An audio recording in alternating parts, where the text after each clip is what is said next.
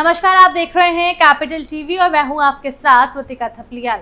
उत्तर प्रदेश में मुख्यमंत्री योगी आदित्यनाथ के नेतृत्व में पर्यावरण संरक्षण की दिशा में एक नए युग की शुरुआत हो चुकी है। राज्य में वृक्षारोपण को केवल सरकारी कार्यक्रम के रूप में नहीं बल्कि एक जन आंदोलन के रूप में विकसित किया गया है। इसका सबसे प्रभावशाली उदाहरण है एक पेड़ मां के नाम 2.0 अभियान, जिसके अंतर्गत 9 जुलाई 2025 को रिकॉर्ड 37 करोड़ से अधिक पौधे एक ही दिन में लगाए गए। ये न केवल एक विश्व कीर्तिमान है बल्कि प्रदेश के हरित भविष्य की नींव भी है। इस अभियान की पृष्ठभूमि वृक्षारोपण महाअभियान 2025 है, जिसकी योजना 1 से 7 जुलाई तक 35 करोड़ पौधे लगाने के लक्ष्य के साथ बनाई गई थी। लेकिन जन सहभागिता और उत्साह ने इस लक्ष्य को पार कर दिया और 9 जुलाई को ही 37 करोड़ पौधों का रोपण संभव हुआ। इस सफलता ने प्रदेश का ग्रीन कवर 9% से बढ़ाकर लगभग 10% कर दिया है, जबकि 2017 से 2024 के बीच राज्य ने 5 लाख एकड़ नई हरित भूमि जोड़ी, जिससे यूपी देश में हरित वृद्धि दर में दूसरे स्थान पर पहुंच गया है। मुख्यमंत्री योगी आदित्यनाथ ने इस उपलब्धि को प्रदेश की संवेदनशीलता, जिम्मेदारी और प्रकृति के प्रति कृतज्ञता का प्रतीक बनाया।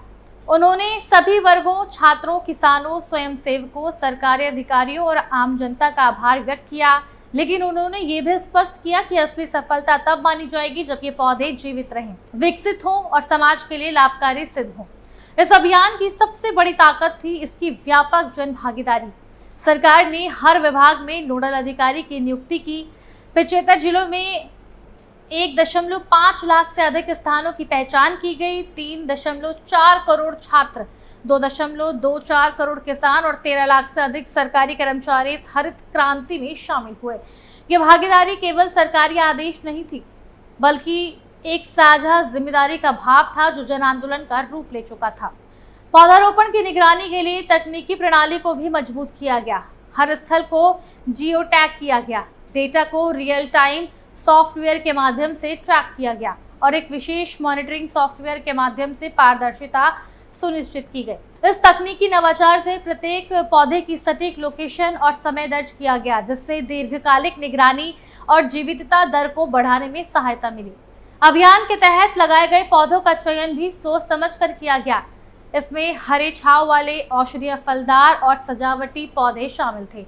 18.6 करोड़ शीशम टीक जैसे वृक्ष, 10.8 करोड़ फलदार पौधे, 5.8 करोड़ औषधीय और 5.6 करोड़ सजावटी पौधे रोपे गए। इस विविधता का उद्देश्य केवल हरियाली नहीं बल्कि जैव विविधता और स्थानीय आवश्यकताओं को संतुलित करना था।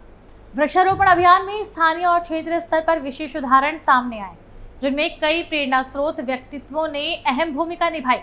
लखनऊ के खाकी वाले ट्री मैन मुकेश बाबू सिंह ने 7.4 लाख पौधे रोपे। अयोध्या में स्वामी दिलीप दास त्यागी ने 1 लाख पौधे का रोपण किया और वाटर वुमेन शिप्रा पाठक ने 11 नदियों के किनारे 51 लाख पौधे लगाकर पर्यावरण सेवा की अद्भुत मिसाल पेश की। प्रयागराज में सप्तऋषि वाटिका में तुलसी, बेल, शमी, दुर्वा जैसे धार्मिक और औषधीय पौधे लगाए गए और इस कार्य में संत समाज और युवा गंगा सेवकों की भागीदारी ने पर्यावरणीय संरक्षण को आध्यात्मिक चेतना से जोड़ दिया। ये केवल भौतिक हरियाली नहीं बल्कि मानसिक और सांस्कृतिक हरियाली का भी प्रतीक बना। सामाजिक संगठनों और विशिष्ट समूहों ने भी इस अभियान को नई ऊंचाइयों तक पहुंचाया। CISF, इसरो, CBCID, विधि विज्ञान प्रयोगशाला, स्कूल, कॉलेज और कई NGO ने सामूहिक रूप से पौधारोपण में भाग लिया। इससे अभियान को तकनीकी, शैक्षिक और सामुदायिक आयाम मिला। राज्य सरकार ने पौधारोपण के साथ साथ उसकी देखरेख और संरक्षण की व्यवस्था पर भी जोर दिया। मलिहाबाद में विशेष नर्सरियां तैयार की गई, जहां बच्चों और युवाओं को पौधों की देखभाल का प्रशिक्षण दिया जा रहा है। स्कूलों में बच्चों के हाथों से पौधे लगवाकर उनमें पर्यावरण के प्रति जिम्मेदारी का भाव बचपन से ही रोपित किया जा रहा है और इस अभियान के पर्यावरणीय लाभ कई स्तरों पर देखे जा सकते हैं। एक और जहां प्रदेश की जलवायु और वायु गुणवत्ता में सुधार आया है, वहीं शहरी क्षेत्रों में हरियाली बढ़ने से तापमान नियंत्रण और प्रदूषण में कमी देखने को मिली है। साथ ही जल संरक्षण को बढ़ावा मिला है, जिससे स्थानीय जल स्रोतों की स्थिति में भी सुधार हुआ है। सरकार ने पौधारोपण को पोषण अभियान से भी जोड़ा है। सहजन जैसे पोषक पौधे PM आवास और मुख्यमंत्री आवास योजना के लाभार्थियों को वितरित किए गए। जिससे परिवारों को पौष्टिक आहार भी मिल सके। ये पहल पर्यावरण और स्वास्थ्य के एकीकृत दृष्टिकोण का उत्कृष्ट उदाहरण है। ग्रामीण क्षेत्रों में मनरेगा के तहत 12.5 करोड़ पौधों का रोपण किया जा रहा है, जिससे ग्रामीण रोजगार भी उत्पन्न हो रहा है।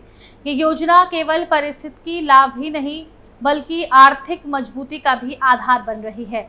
ग्रामीण युवाओं और महिलाओं को इससे आय का नया स्रोत भी मिल रहा है। राज्य सरकार ने कार्बन क्रेडिट ट्रेडिंग जैसी अभिनव पहल भी शुरू की है और इसके अंतर्गत ग्राम पंचायतों और किसानों को वृक्षारोपण और जल संरक्षण के लिए प्रमाणित किया जाएगा, जिससे वे कार्बन क्रेडिट बेचकर आर्थिक लाभ प्राप्त कर सकें। ये न केवल जलवायु सुरक्षा बल्कि सतत आर्थिक विकास की दिशा में एक बड़ा कदम है।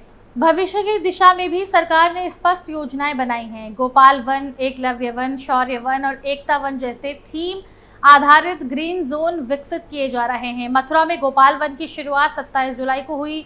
इन योजनाओं से पर्यावरणीय स्थायित्व को एक सांस्कृतिक पहचान भी दी जा रही है। हर ग्राम पंचायत में ग्रीन चौपाल का आयोजन, ग्राम वन की स्थापना, बायोडायवर्सिटी रजिस्टर का निर्माण और पर्यावरणीय स्थिरता के लिए प्रमुख संस्थानों जैसे IIM से सहयोग लेने की प्रक्रिया भी शुरू की गई है। ये कदम वृक्षारोपण को स्थायी और व्यावहारिक बनाने की दिशा में निर्णायक है और इस पूरे अभियान का शानदार पहलू यही है कि मुख्यमंत्री योगी आदित्यनाथ की अगुवाई में उत्तर प्रदेश अब केवल पौधे नहीं लगा रहा बल्कि भावी पीढ़ियों के लिए एक हरित और सुरक्षित भविष्य तैयार कर रहा है। यह आंदोलन अब एक सामाजिक, सांस्कृतिक और आर्थिक पुनरुत्थान बन चुका है, जिसकी प्रेरणा आने वाले वर्षों में पूरे देश के लिए मार्गदर्शक बनेगी। फिलहाल के लिए केवल इतना ही और बने रहिए हमारे साथ, देखते रहिए कैपिटल टीवी उत्तर प्रदेश। धन्यवाद।